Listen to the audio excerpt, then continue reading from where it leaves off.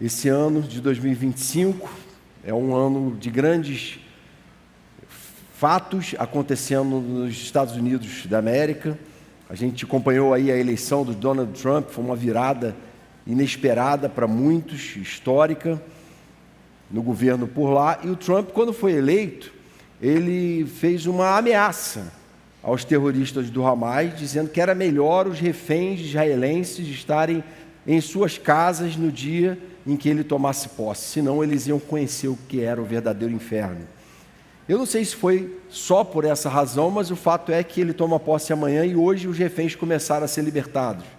E é um dia histórico para Israel, como também para nós, que estamos acompanhando essa guerra com muita aflição, com muita tristeza, com muito luto por tanta coisa que uma guerra como essa representa, mas felizes porque ela está tendo um desfecho no sentido de preservação da vida humana, de respeito de direitos humanos, e a gente está vendo a coisa, graças a Deus, andar por ali.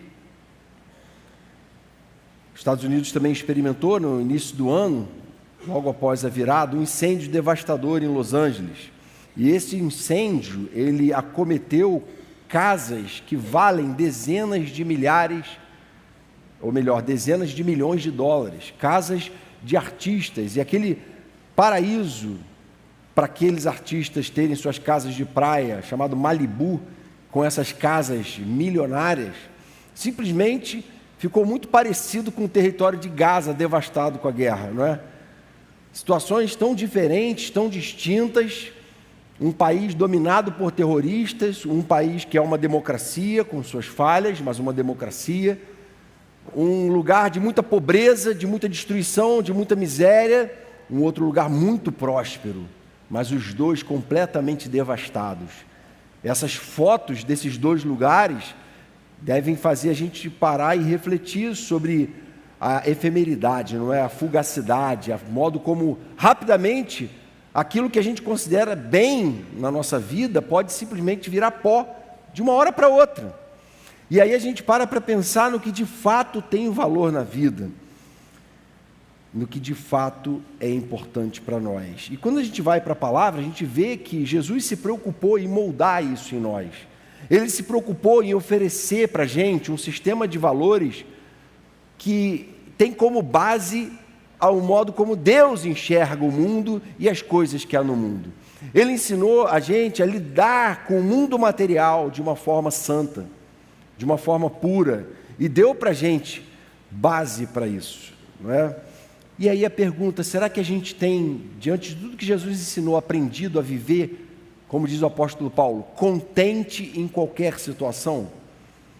Será que a gente tem consciência do valor que a gente tem como ser humano, criado à imagem e semelhança de Deus, gente por quem Jesus morreu? Será que a gente entende que o nosso valor transcende em muito qualquer valor que as pessoas atrelem a nós por causa de bens que a gente agregou? Será que a gente entende que a despeito de a gente ter ou não sucesso, ter ou não um patrimônio, ter ou não um bom emprego, uma carreira de sucesso, a gente tem pleno valor aos olhos de Deus? E muitas vezes a gente tem que refletir na nossa própria vida e questionar se a gente tem agido como cidadãos do reino de Deus que pensam com esses parâmetros. Às vezes a gente tem expectativas de ter um conforto maior, um lugar mais confortável para morar, um carro mais confortável para dirigir. Não tem nada de mal nisso. Mas será que a gente, de algum modo, não corre o risco de se sentir inferiorizado ou desmerecido, com valor reduzido, porque a gente não alcançou essas coisas? É possível que alguém, embora seja cristão, seja acometido por isso. Mas aos olhos de Deus, muito mais importante do que as coisas que a gente conquista é a gente ser fiel a Ele. Esse texto que a gente vai ler, ele fala sobre isso. Na verdade, ele fala sobre a gente enxergar as nossas conquistas aqui no mundo, materiais, como coisas que Deus pode nos dar ou não, e que não agregam aos olhos de Deus valor a nós. Há coisas que aos olhos de Deus agregam valor a nós, essas coisas não. Isso que a gente vai aprender aqui. Vamos ler atentamente esse trecho do Sermão do Monte, que está em Mateus capítulo 6, a partir do verso 24. Eu lembro que quando eu me converti na juventude, eu comecei a ler o Evangelho de Mateus, foi o primeiro livro, e logo no capítulo 5 já começa o Sermão do Monte. São 3 capítulos em que Jesus faz esse sermão.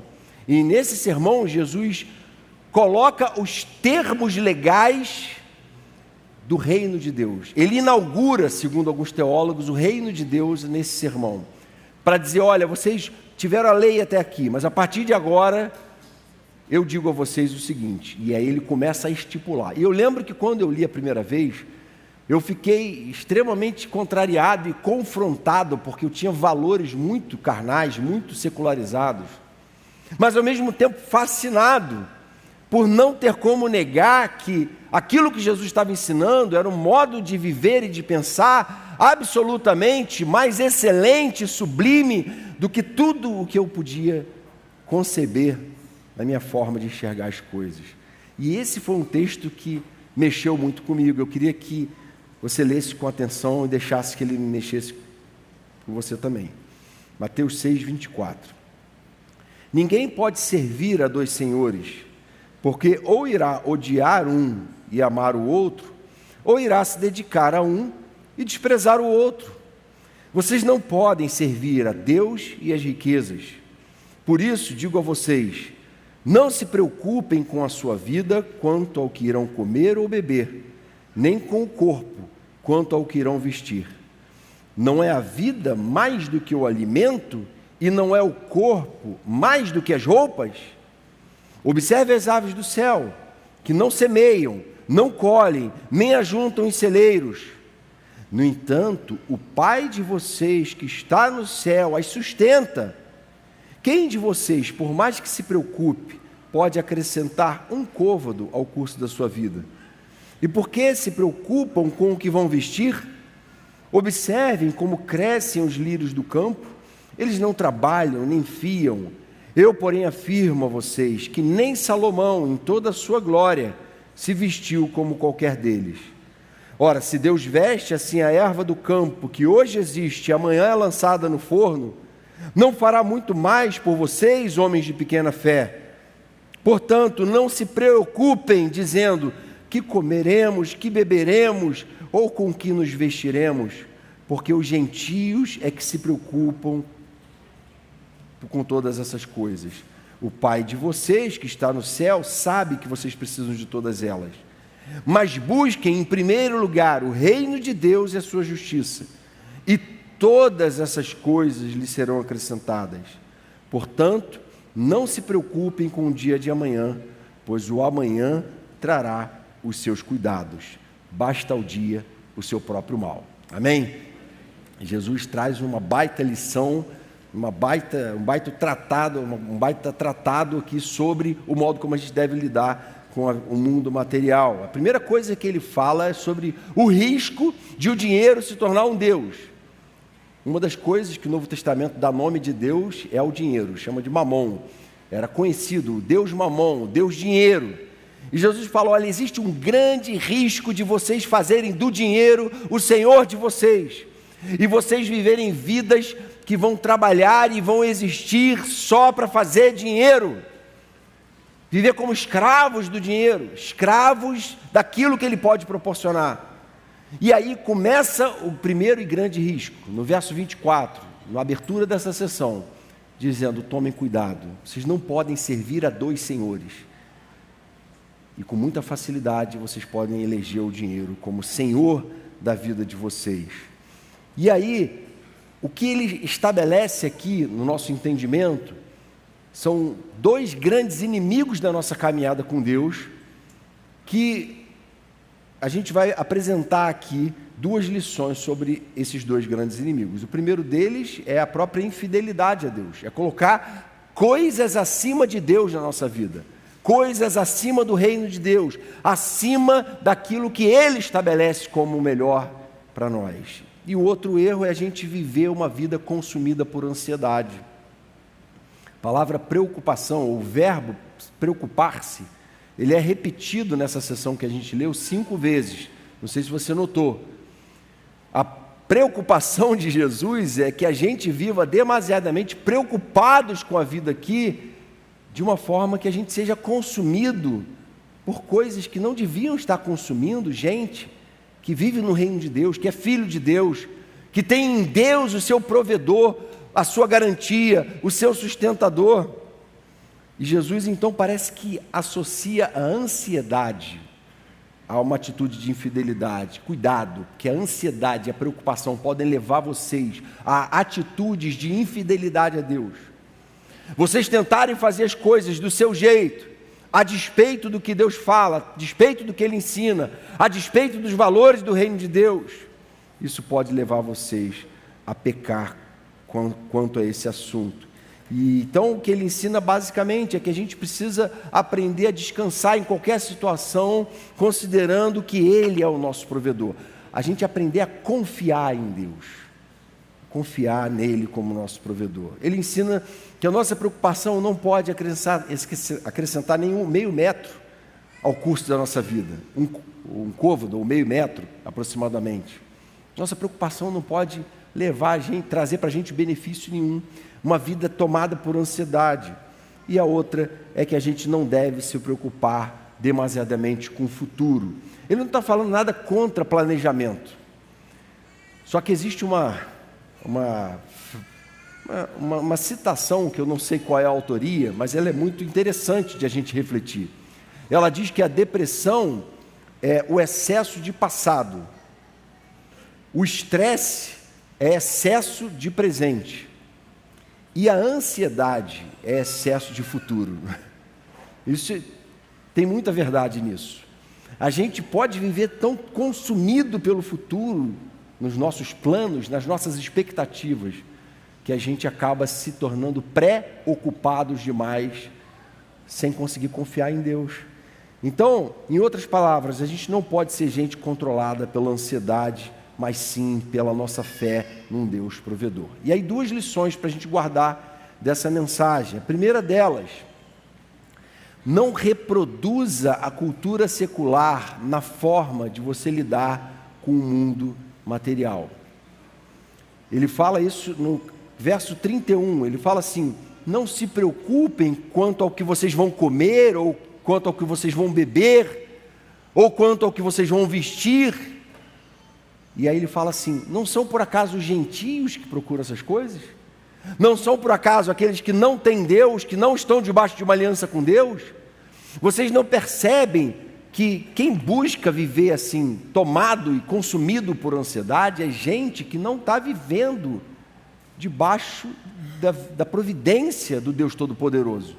É gente que não nasceu de novo, é gente que não conhece o Deus que é Todo-Poderoso. E ele está falando, o Senhor sabe exatamente o que Ele tem para nós, a gente não deve se deixar consumir. E muitas vezes a gente vê gente até cristã se consumindo porque não conquistou um certo padrão de vida, porque não conquistou certos sonhos que tinha estabelecido para si, e estabelecendo esses padrões, essas expectativas, esses sonhos, como aquilo que traria satisfação para eles. E quando alcançaram, descobriram que não trouxe, porque não é isso que preenche o vazio do coração do homem, não é isso que nos preenche, não é isso que define a nossa identidade. Mas alguns cristãos caíram nessa armadilha, e Jesus está falando: cuidado, são gentios que procuram essas coisas, são aqueles que estão fora da aliança, são aqueles que não conhecem a palavra de Deus. Vocês não, vocês têm que ter uma forma diferente de lidar com essa dinâmica de um mundo servo de Mamon. Então, você, aos olhos de Deus, vale mais do que as coisas mais caras que você conseguiria comprar e das que você sonha em comprar, mas jamais vai comprar. Você é muito mais precioso aos olhos de Deus, é isso que Jesus está falando. É sempre um erro atrelar o valor que você tem ao valor do que você ganha. Aos olhos de Deus, você vale muito mais do que o seu salário, você vale muito mais do que a carreira que você conquistou, você vale muito mais do que qualquer coisa que você venha a adquirir, ou que você não tenha nunca condição de adquirir, mas aos olhos dele você vale muito mais. Será que essa é uma perspectiva antropocêntrica demais, né? Colocando o homem no centro? Não. Quem baseia esse pensamento aqui é o próprio Jesus. Ele fala assim no verso 25: não é a vida mais do que o alimento? Não é o corpo mais valioso do que as vestes? O que adianta o homem ganhar o mundo inteiro se vier a perder-se ou a causar dano a si mesmo? Quem coloca a vida humana num patamar elevadíssimo de valor é o próprio Deus no Evangelho, dizendo: olha, qualquer coisa que você venha conquistar ou adquirir não vai agregar valor a você aos olhos de Deus. Para Deus você vai continuar valendo aquilo que você sempre valeu, desde que Ele planejou a sua existência, desde que Ele enviou o Filho dele para morrer por você na cruz do Calvário. O que um pai ou uma mãe de um refém do Hamas daria em troca dos seus filhos? Daria tudo. Pode levar cada centavo do que eu tenho. Eu seguramente abriria mão de qualquer coisa, de tudo que eu tenha material, para ter o meu filho ou a minha filha de volta, não é? Por quê? Porque entenderam o que significa viver os valores do reino de Deus. E a vida humana, sim, é um valor que muitas vezes a humanidade não entende. Ele continua dizendo: olha, as aves, elas não trabalham, elas não fizeram por merecer, mas você quer saber, o Pai de vocês sustenta cada ave. O Pai de vocês está vestindo os lírios do campo, que nem Salomão em toda a sua glória foi tão bem vestido quanto eles. Eles não tecem nem fiam, eles não fazem por merecer. Isso é graça. E o que Jesus está tentando ensinar é que o que sustenta a nossa vida nesse mundo é a graça de Deus. E a gente deve se contentar com isso, se alegrar com isso. E qualquer coisa que venha além é lucro. Poxa, mas eu não tenho o salário que eu tanto sonhava. Não tem problema, porque eu sei o valor que eu tenho diante de Deus. Eu não tenho como ter um carro ou trocar de carro. Eu não consegui grandes conquistas materiais. Para Deus não tem importância nenhuma, desde que você tenha consciência de quem você é aos olhos dele. É isso que Jesus está tentando consertar na nossa cabeça, contaminada por uma cultura materialista, consumista, onde o status social é o que define o valor que você tem. Jesus está falando, no reino de Deus não é assim. Não importa o seu status social, quanto você ganha, nada disso atrela valor a você. Você já tem todo o valor que você devia ter em Deus. E Deus te vê assim, como alguém que Ele chama de filho e que Ele decide sustentar e que Ele se torna provedor e garantidor da sua vida. E a gente precisa aprender a enxergar isso assim. É interessante que em situações catastróficas como essa que se abateu sobre Los Angeles, a gente vê diferenças de atitudes, não é? A reportagem de sexta-feira dizia que até então 27 pessoas morreram naqueles incêndios. Eu não sei se a totalidade delas, mas em alguns casos diziam que é porque as pessoas decidiram não abandonar as suas casas, mesmo sabendo que o fogo podia lamber elas. Porque para aquelas pessoas, as suas casas, o seu patrimônio, era a coisa mais importante que elas tinham. Se for para viver sem a minha casa, eu prefiro morrer junto com ela. Porque na lógica desse mundo isso faz algum sentido. Na lógica dessas pessoas. Mas o ator e diretor da Paixão de Cristo, Mel Gibson, ele viu a casa dele de 88 milhões de reais ser destruída pelo fogo completamente. E ele deu uma entrevista essa semana em que ele diz o seguinte, presta atenção: estou sentindo uma mistura de tristeza e ao mesmo tempo me sentindo estranhamente abençoado. Acredito que Deus esteja me preparando para algo grande. E aí o entrevistador perguntou assim: você acredita que Deus esteja te preparando espiritualmente para a produção do filme sobre a ressurreição de Cristo, que é a próxima produção que ele está planejando? E ele respondeu assim: acredito que sim. Deus dá e Deus toma. Chegamos sem nada e saímos do mesmo jeito. A questão é, se você buscar primeiro o reino de Deus, você sempre estará bem e receberá o que precisa.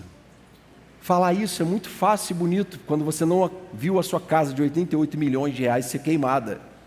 Mas você, diante dessa cena, falar, olha, você sempre vai estar bem quando você estiver em Deus, porque em Deus você já tem tudo que você precisa. Em Deus você descobre qual é o seu real valor. Primeiro desafio, então, da vida cristã é a gente não se deixar consumir pelas preocupações. Talvez esse não seja o ano que você vai conquistar sua casa própria. Talvez não seja esse o ano em que você vai comprar um carro ou trocar de carro por um mais confortável. Talvez você não tenha passado no Enem. Talvez você não vá passar no concurso público esse ano. Talvez você não vá conseguir um emprego bom ou até mesmo conseguir um emprego. Essas coisas são desafios que a gente enfrenta aqui. E glória a Deus para aqueles que têm conquistado coisas, porque tem propósito nisso também. Mas o que Jesus está falando, Ele não está desencorajando a gente a lidar de forma responsável com a nossa vida civil. Ele está falando para a gente que nosso valor transcende em muito a todas essas conquistas aos olhos de Deus. Se você estiver aos pés do Senhor, mesmo que você não conquiste nada disso, você já vai ter tudo o que você precisa. Amém? Se você viver em fidelidade a Deus, isso vai fazer o coração do Senhor transbordar de alegria. Isso vai fazer o Senhor olhar para você e se agradar de você. Isso vai fazer o Senhor tratar você como seu filho querido e vai ser o seu provedor e vai abrir portas no tempo dele, de acordo com a vontade dele. E a segunda lição do nosso texto foi exatamente enunciada pelo Mel Gibson na entrevista, que ele cita exatamente o verso 33. O reino de Deus deve estar em primeiro lugar em nossas vidas.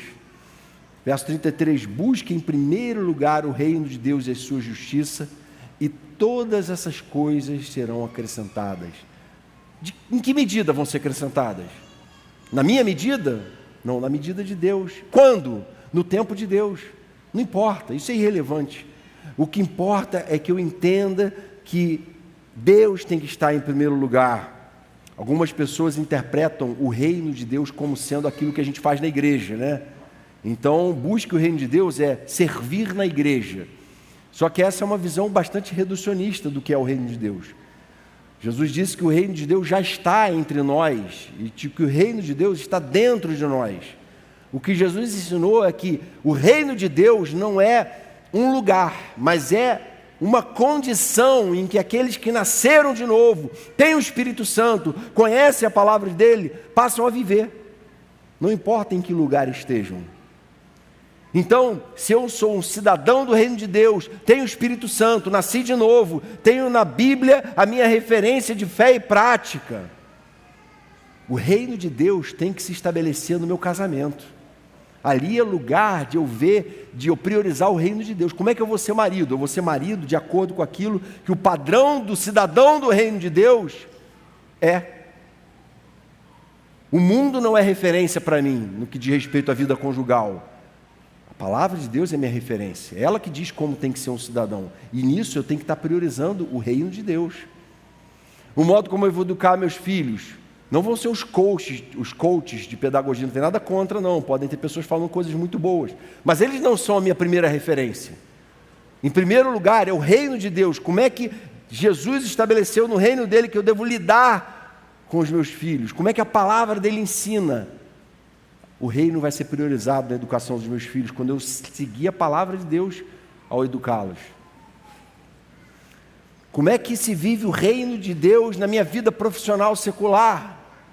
Vivendo a ética do reino de Deus dentro do trabalho, não negociando valores, dizendo, mamon não é meu Deus, eu vou ter grandes lucros, não me importa, eu não vou ferir aquilo que eu acredito pela minha fé para obter grandes lucros, não, porque o reino de Deus está em primeiro lugar na minha vida, porque eu não negocio aquilo que a palavra me ensina e que o Espírito me dá paz para viver.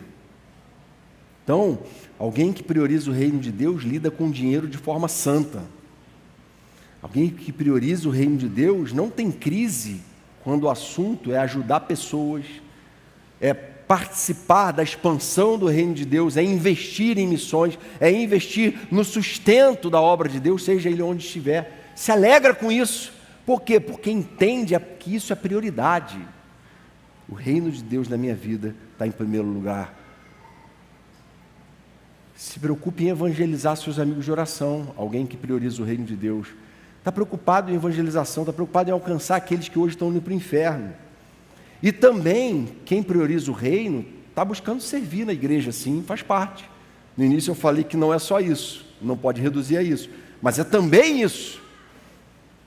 Estou priorizando o reino, isso é sinal de que eu vou ser discipulado, porque eu vou querer discipular depois, que eu estou disponível se houver necessidade de liderança na igreja, que eis-me aqui, envia-me a mim. Isso é priorizar o reino acima de todas as coisas, e o próprio Senhor Jesus garante, e todas as outras coisas vão ser acrescentadas.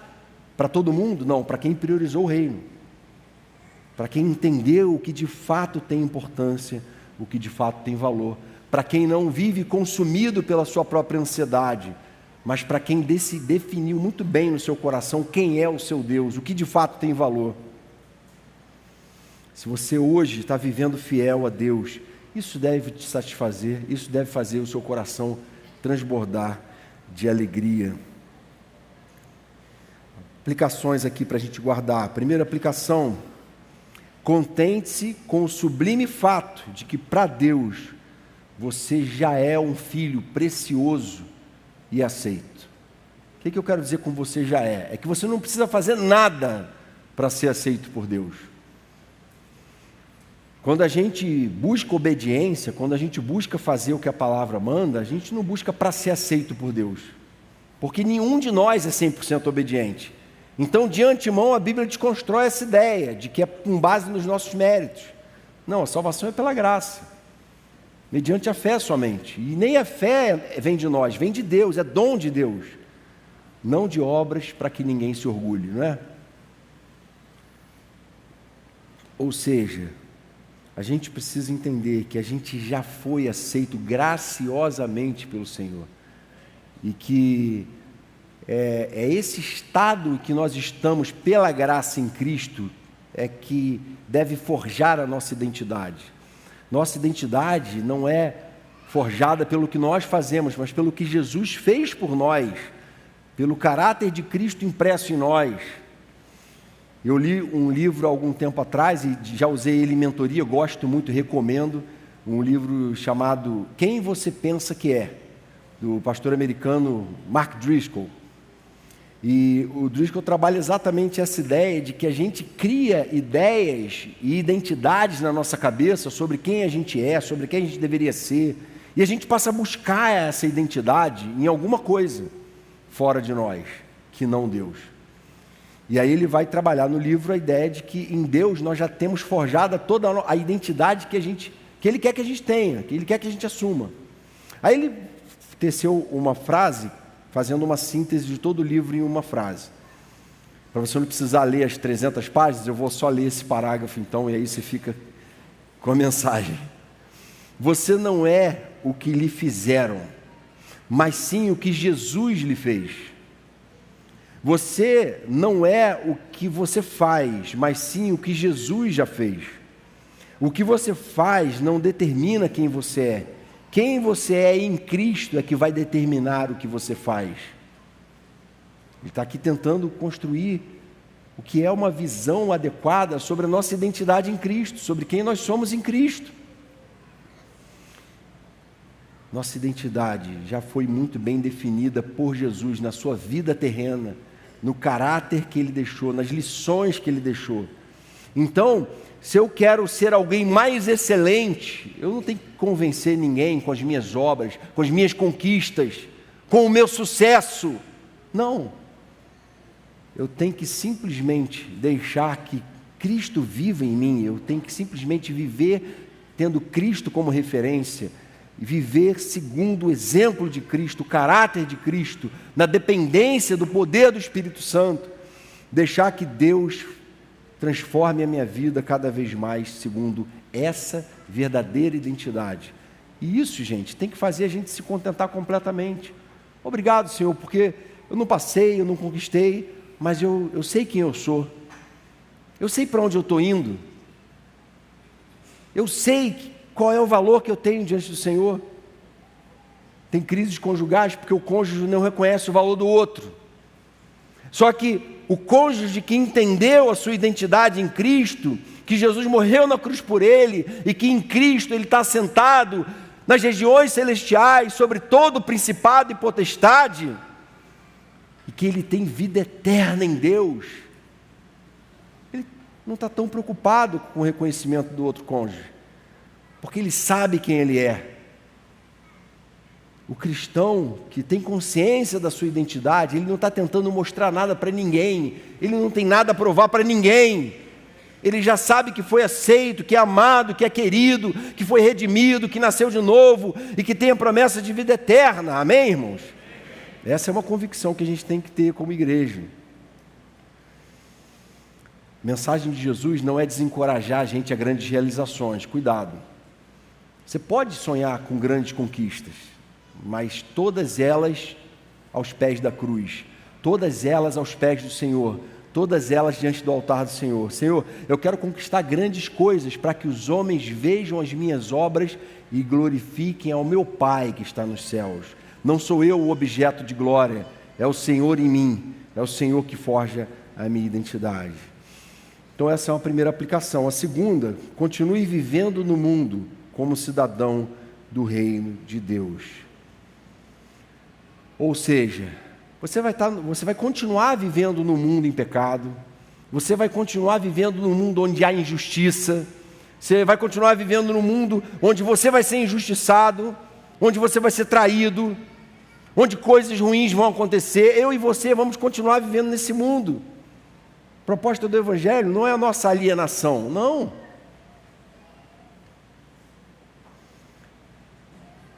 Muitas vezes há igrejas e pastores que acabam ensinando a igreja a demonizar a cultura, ao invés de santificar. Nosso papel aqui é santificar a cultura.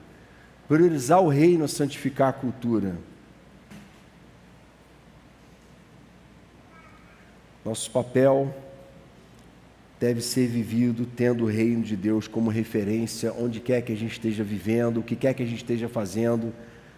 O Evangelho precisa afetar todas as áreas da nossa vida, deve afetar nossas emoções, nossa razão, deve afetar nossa forma de viver família, de viver casamento, de viver vida profissional, de lidar com o nosso dinheiro, de lidar com as nossas expectativas e de se contentar somente em Deus e no reino dEle, sujeitando todas as coisas a Ele. Eu vou encerrar nossa meditação aqui lendo uma letra de uma música que falou muito ao meu coração. Há alguns meses eu conheci essa música, embora ela já tenha aí uns 5 ou 6 anos talvez desde que foi escrita, mas ela me impactou muito. Ela usa exatamente o pano de fundo desse texto que a gente leu para poeticamente falar sobre gratidão e sobre segurança em Deus e sobre quem a gente é em Deus. E aí eu vou ler essa letra aqui, que você fechasse seus olhos. Ela é uma letra em forma de oração poética, tá bom? Feche seus olhos, a gente vai ler e depois a gente vai orar. A letra da música Jireh, da Elevation Church, Maverick City. Eu nunca serei mais amado do que sou agora. Isso não depende de mim. Nada que eu fizer pode te abalar. Não trago um troféu para te deixar orgulhoso. Eu nunca serei mais amado do que sou agora. Estou passando por uma tempestade, mas não vou cair. Eu ouço sua voz trazida pelo vento a me chamar. O Senhor cruzaria um oceano para que eu não me afogasse. O Senhor nunca esteve mais perto do que está agora. Deus provedor, você é o suficiente. Eu estarei contente em todas as situações. Deus provedor, você é o suficiente. Para sempre suficiente, mais que suficiente. Não quero esquecer como me sinto agora. No topo da montanha eu posso ver claramente do que se trata. Fique ao meu lado quando o sol se pôr. Não quero esquecer como me sinto agora. Já sou amado, já fui escolhido. Eu sei quem eu sou. Eu sei o que você prometeu. Eu sei que já sou amado, mais do que eu poderia imaginar, e isso é o suficiente. Se Ele veste os lírios com beleza e esplendor, quanto mais Ele te vestirá. Se Ele zela por cada pardal, quanto mais Ele ama você. Mais do que você possa pedir, pensar ou imaginar, de acordo com o seu poder operando em nós, Ele é mais que suficiente. Mais do que você seja capaz de entender, Ele é mais que suficiente. Deus provedor, você é suficiente, e eu estarei contente em qualquer circunstância. Obrigado, Senhor, por tantas bênçãos que o Senhor tem derramado sobre as nossas vidas. Mas obrigado também, Senhor, pelos teus nãos. Obrigado pelas vezes em que o Senhor nos contraria para o nosso bem, e nós nem conseguimos discernir isso. Tua palavra ensina que todas as coisas cooperam para o bem daqueles que te amam, e a gente quer aprender contigo isso, Senhor. O valor do contentamento, o valor da gratidão, não quando tudo está indo bem, não quando existem grandes conquistas e vitórias, mas nos vales, nos momentos difíceis, nos desertos. A gente quer aprender a se contentar no Senhor e a entender que o Senhor é suficiente para nós, que o Senhor tem cuidado de nós, que o Senhor mantém as suas promessas. O Senhor não é homem para que minta, nem filho do homem para que se arrependa. O Senhor é aquele que garante o nosso futuro. Por isso, remove do nosso coração toda ansiedade, todo senso de menos-valia, de autodesprezo. Senhor, vem nos ensinar exatamente quem nós somos em Ti e vem nos fazer contentes com isso. Opera essa obra de maturidade espiritual em cada um de nós e faz-nos viver uma vida excelente para a glória e louvor do Teu nome, Senhor. Amém, Jesus. Amém.